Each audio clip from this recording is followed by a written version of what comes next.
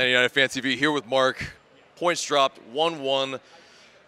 Garza's back. That's a positive. He got a nice applause. Yeah. But in terms of this match, definitely not the most exciting play. And yeah, I mean, you know, what do you make of it? Disappointing all around. I mean, we spoke at halftime. What did I say? It's a must-win. It's a must-win because this is the worst MLS team we're going to play. Probably the worst team of the season. And you come away with 1 goal and 1 point. Ooh, you know. At home? At home. The home opener. You know what I mean? 70,000. The crowd was up for this, you know. Marta was full. The tailgate was lit. And they were, even at the end, after they tied the game, the crowd was still into it. You know, they're still backing the team.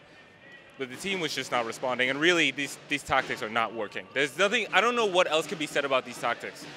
Yeah, I mean, in terms of, you know, everybody's got something to say about 3-4-3 or Frank de Boer, but is it on these players to maybe buy in a little bit more, or maybe, you know, actually, I don't know, do they have to maybe do something themselves? I don't. Take matters in their own hands is what I mean. Yeah, but then it would seem like that would be not following the coach's instructions, right? Yeah. Like, let P.D. Martinez, case in point, right? Today, in the first half, he was mostly in the midfield, got few touches on the ball. Second half, he's out on the left wing. Yeah. He's a left winger. I mean, sorry, he's left-footed. You know what I mean? So, like, he should be on the right wing and pushed up, and he should be doing his good work in the final third. You know, he's dangerous. So invert him is what you're saying? Invert him and get him into the box. Get him next to Joseph. Instead, he's out there trying to play in crosses. One time he played in a cross and then just like kind of, he's clearly frustrated. He's frustrated. Joseph is isolated and incredibly frustrated.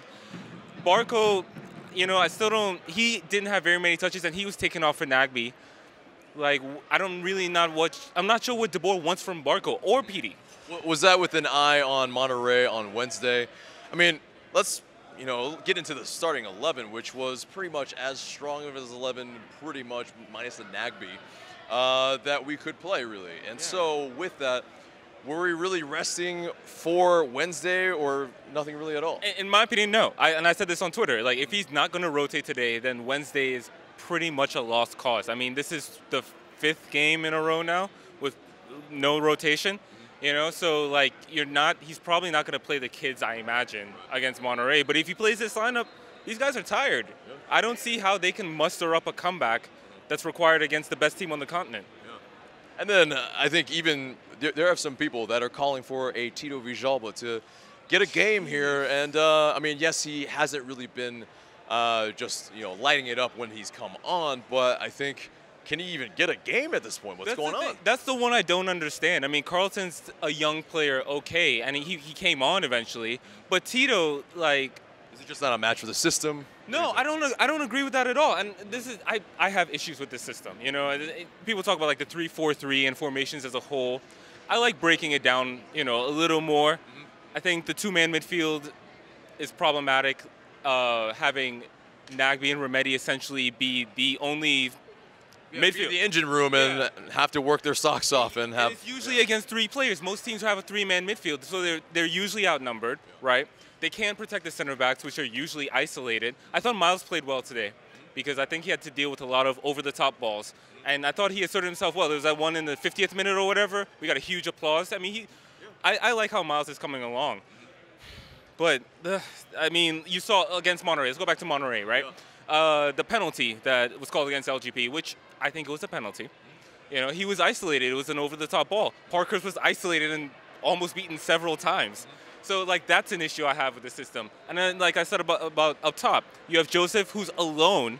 You have PD, who's either in the midfield getting fouled or off on the left wing, like, not able to really take on players because his strong foot is on the outside.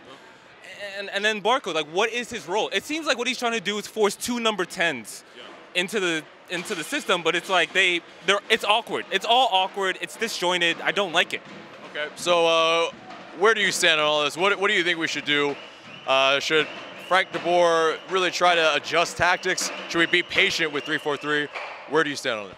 I think you have to go back to the midfield and put 3 players in the midfield. He played Lorenowitz there today. So let's say you do Lorenowitz, Nagby, Remedi, right? And like have Nagby, Remedi sit a little bit above Lorenowitz, have them cover the ground while he sits in the middle. And then in terms of up top, just have PD and Joseph next to each other. Let them combine. I mean, like, those are the kind of they're football players, you know?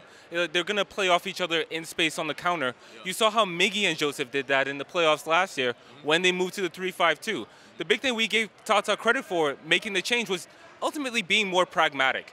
And I think that's my biggest disappointment with De Boer. He came in talking about defense. He gave an interview last March where he claims that at Crystal Palace he tried to address defense. This defense is not good. They've allowed multiple goals in 3 games. And, I mean, they allowed a USL, mostly USL team, score against them. Fernando Adi, he was traded away by Portland mid-season, and they made the final without him. You know, like, he's a solid player, but they clearly didn't need him. And here he is, like, busting our net. What? Like, Fair. Yeah. So against Monterrey, what do you expect? And yeah, final thoughts on this. You know, God, if they get an early goal, maybe, but I just don't see it. I just don't see how this team can have it in them to complete the comeback. It's too much against them, and they didn't rest today. I'm not expecting much, but I'm a tiny bit hopeful.